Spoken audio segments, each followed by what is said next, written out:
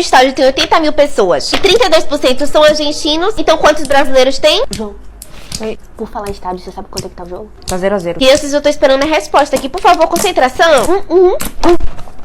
É gol. Ana e Guilherme. Opa, foi gol. Foi gol, é? Gol de quem? Não, Daisy, desculpa, pode continuar. Não, pode compartilhar com a turma. Quem é que fez gol? Eita, não. Tem mais gol não, viu, gente? Acabou de anular aqui. Vai ter que cobrar de novo, professora. Ih, gente, deixa eu ver isso aí. Tem mais Guaraná e Ana? Claro, né, professora? Ah, pois. Professora, são 54.400 brasileiros. É o quê? A resposta da questão é essa. Se 32% são argentinos, então teriam 54.400 brasileiros. Clarice, a gente tá tentando se concentrar aqui no jogo. Oxe, mas você falou que era... Sai de sala, Clarice, sai de sala. Te desgrilhos.